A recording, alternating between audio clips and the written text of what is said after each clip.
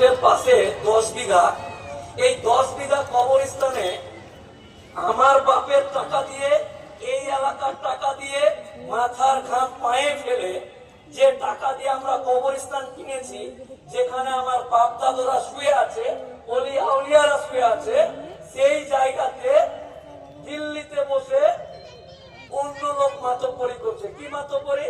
তো বললো 10 কাঠা জায়গাটা অনেক দামি, আর এই এলাকার মানুষ মাসে 2 মাসে 6 মাসে মরে 3টা 4টা 5টা 10টা। এত বড় হে মুসলমান কাঠমোল্লা, এত বোকা কেন তোরা? আমাকে দিয়ে দে 4 কাঠা জায়গা, তোরা ঘিরে নে, আর 9.5 বিঘা আমাদেরকে দিয়ে দে। আমরা এটাতে টোটো স্ট্যান্ড করবো, গুড়গুড়ি স্ট্যান্ড করবো, পানের দোকান খুলবো। তো তারা জানে না যে আমাদের মতো মুসলমানের রক্তটা এখনো পুজ হয়ে যায়নি। পুজ হয়ে গেছে, আমাদের রক্ত লাল না পুজ? হ্যাঁ, ওরা জানে না।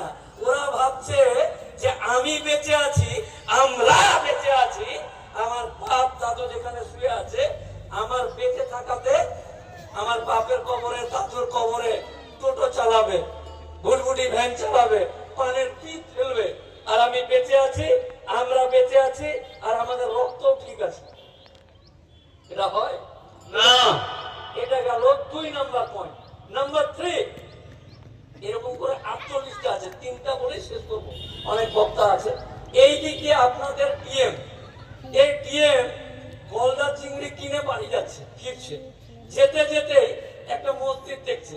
মসজিদের অনেকটা জায়গা, কারণ আমরা গরিব হলেও আমার বাড়িতে একদিক দিয়ে ছাগল, একদিক দিয়ে আর কিছু পালিয়ে যাচ্ছে, কিন্তু আমরা মাথার ঘাম পায়ে ফেলে পেটে গামছা বেঁধে এলাকাতে আমার বাপ দাদুরা চাঁদা তুলে আল্লাহর ঘরকে জিভ দিয়ে চাটা যাবে এরকম পরিষ্কার রাখি। ওই পরিষ্কার জিভ দিয়ে চাটা ডাইরেক্ট পুরো কায়নাতের মালিক, সারা জাহানের মালিক আল্লাহর ঘরকে এই জেলার ডিএম যদি মনে করে যে এই এলাকা দিয়ে যাচ্ছে, এই মসজিদটা খুব সুন্দর, ये मस्जिद हमको दे दे কাঠমোল্লা, হ্যাঁ, যদি মনে করে যে মসজিদ हमको दे दे মোল্লা, ए মুসলমান, ये कलिया, ये मस्जिद हमको चाहिए, তাহলে চোখে লেগে গেল মসজিদটা।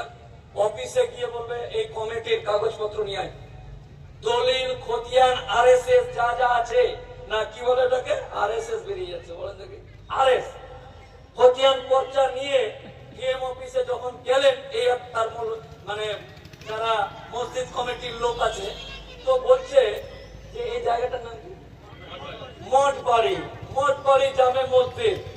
কালিয়ার কিন্তু মসজিদটা চাই, ভুল ধরছে। কি বললো মঠ বাড়ি, MA PH আচ্ছা, মঠটা একটু আলাদা হয়ে গেছে আর বাড়িটা একটু আলাদা হয়ে গেছে, এক জায়গায় হওয়ার কথা ছিল। এই মোল্লা, তোরা জানিস না এটা একটু একটু ফাঁকা হয়ে গেছে, ভুল ধরছে নিজের ইচ্ছাতে। কালিয়া চাই বলতে, আর আমাদের রক্ত পুজ হয়নি, আর কালিয়া চাই।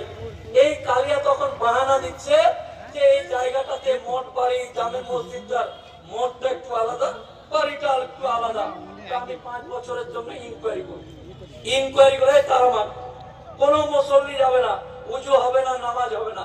5 বছর পর ইনকোয়ারির নাম করে এই মসজিদের তালা লাগিয়ে দিয়ে 5 বছর পরে যেরকম গুজরাটের 27 নভেম্বর মসজিদ কমিটি 600 বছর আগের মসজিদ, 600 বছর আগের দরগাকে বুলডোজার দিয়ে বুলডোজিং করেছে, শহীদ করেছে, কলম করেছে, প্রত্যেকটা ভালো ভালো জায়গাকে তারা এইভাবে ইনকোয়ারির নামে নিতে চায়। আর আমাদের রক্ত পুজ হয়নি, দুটো আলাদা আলাদা। ওরা চাইছে আর আমাদের রক্ত পুজ হয়নি, এই দুটো জিনিস, এই দুটো জিনিসের খেলা, বেশি খেলা নেই বাবাজি। এরকম করে 48টা আইন পরিবর্তন করে নিজের মতন করে সাজিয়ে নিয়েছে।